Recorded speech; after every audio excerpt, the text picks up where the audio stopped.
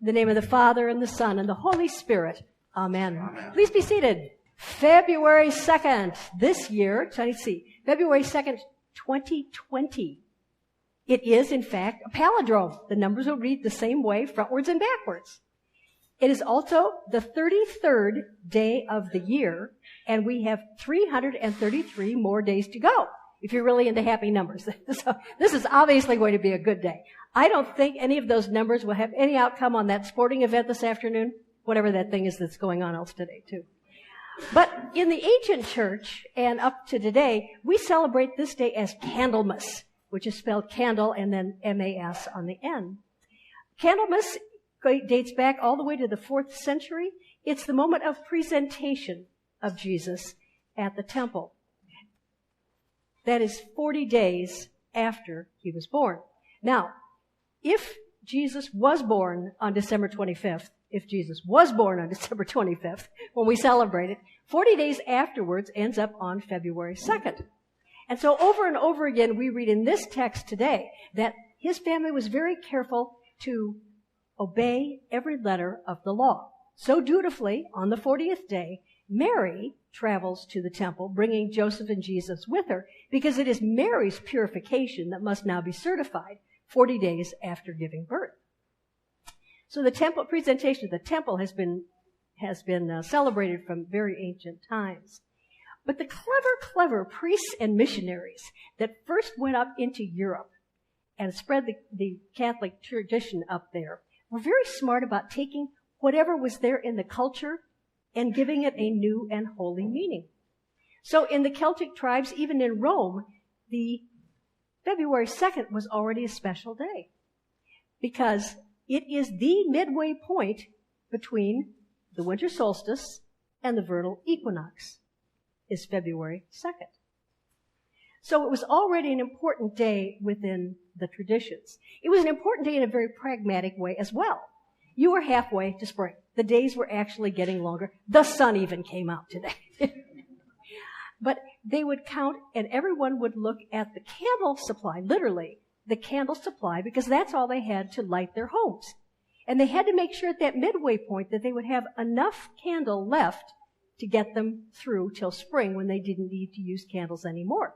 So the missionaries go in and they find these people that are celebrating this event of the midway point, and they're bringing their candles to church, and they said, yes, we will tie this to the presentation. And here we have Simeon who says, a light to reveal you to the Gentiles and the glory of your people Israel.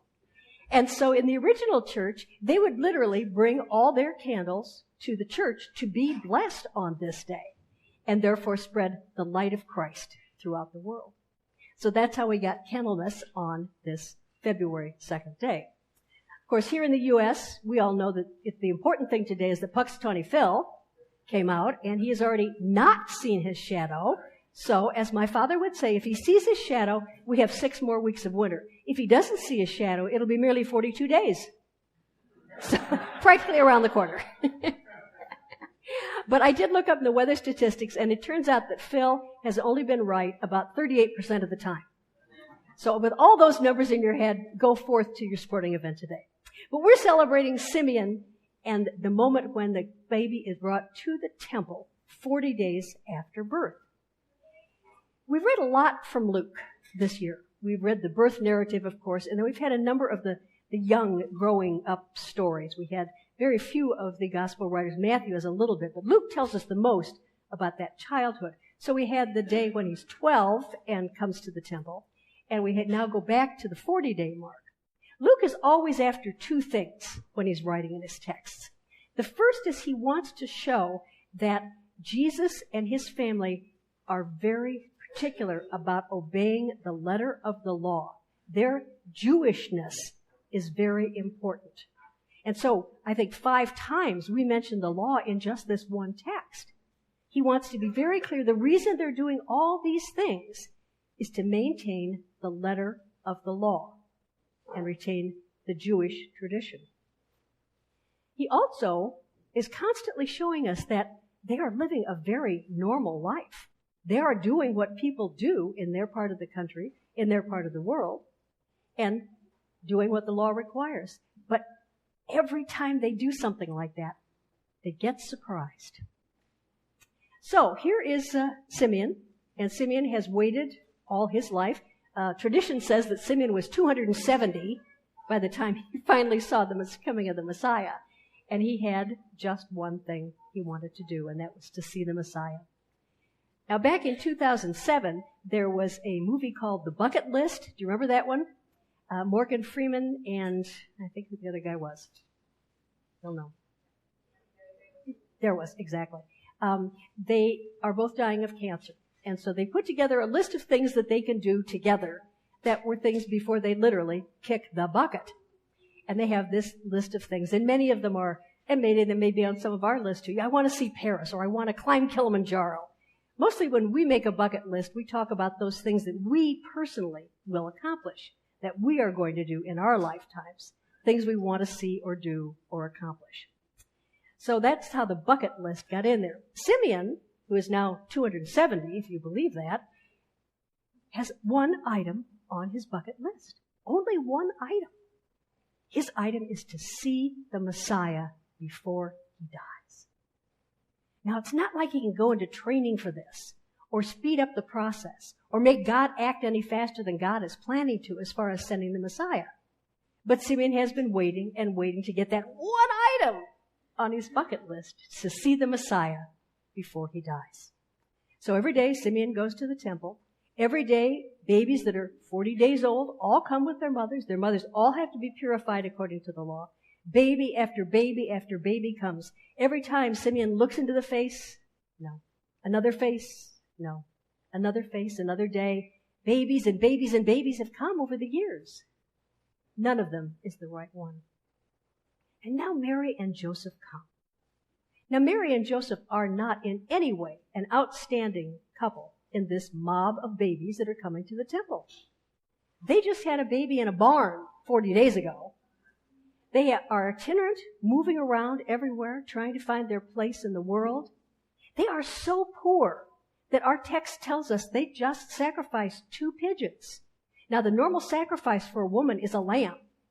But if you were really poor, you could sacrifice 2 pigeons instead. So that's what they bring. They're just another family bringing a 40-year-old baby to the temple in Jerusalem. Simeon takes one look at the child, and this is it. Lord, lettest thou thy servant depart in peace according to thy word. Mine eyes have seen the salvation thou hast prepared before the face of every nation, a light to lighten the Gentiles and the glory of thy people Israel. Simeon knows. But look how the parents respond. It says the mother and father were astounded. Has Mary forgotten that angel that came and told her what was going on back even before we got to these stories? Why are they always surprised? They thought that birth in the stable was their little secret. And suddenly shepherds show up and talk about angels, and kings come. Over and over, the people closest to Jesus, the ones who know him best, will be amazed and astounded because someone else sees the reality of the Christ. Simeon sees Jesus for who he really is. And so Simeon praises him, and his mother has even more to ponder about, as she does during most of Luke. She's always going off and pondering something, and Simeon knows right away exactly who it is. Well, the good news for us on this day is that we are no longer waiting 270 years or anything else. We are already aware that Christ has come. We know the whole story. We know that in Luke, he wants very much to attach the Jewishness, the whole history of the people, beginning back with creation and working through all the prophets. Everything is going to come to this moment in time. And now, because we have these brief revelations by various people, we see how the story is going to play out into the future. And so every time Luke puts us in that little 32-year adventure, 32 years is all the longer Jesus was on earth. Now, if we knew someone who died at 32, we'd say, what a tragedy. What a shame. They didn't really get to live. And yet here is someone who lived only 32 years. So Luke is very careful to make sure we tie everything, all of Jewish history, into this moment. and also give us a sense that all of the future is also tied into this person who won't live long, but will change the world forever. That is the part of the story we are living in. That is the part of the story we're carrying on. So maybe we could make a Christian bucket list besides the trip to Paris and Kilimanjaro. And just maybe the only thing we need there is what Simeon wanted so desperately, to see the Lord's Messiah, to see the Messiah in our midst, to be present where Jesus is. We will come to the Eucharistic table today, gather together and receive the body and blood of Christ, to take tangibly into ourselves Christ's presence that will change us physically forever. And then as we move out into the world, we live in this half of the story. We live in the part that for all has been revealed. We live with Christ in us. We have seen the Messiah. And now as we look at people, we see the Messiah in others. In those people that we know well and care about. In those people that we just pass on the street or give us the change at the supermarket. That glimmer of Christ lives in them too, because it lives in us. We have seen the Messiah, and the Messiah is everywhere we look as well. That's on our one bucket list. And then we can add other things. But if all of our other items grow out of that desire to see the Christ, how will that change what we want, what we care about, how we act in our lives in the next week, in the next year, for the rest of our lives? A bucket list. So now that we are here, and now that we have heard, we see our part in the program too. We are now part of this whole story. That was a short one on earth, but goes back to the beginning and on to the end of time. Lord, now let us depart this place in peace, according to your word. For our eyes have seen the salvation that you have prepared in the light of every nation, a light to reveal you to the Gentiles, and the glory of your people Israel. Amen.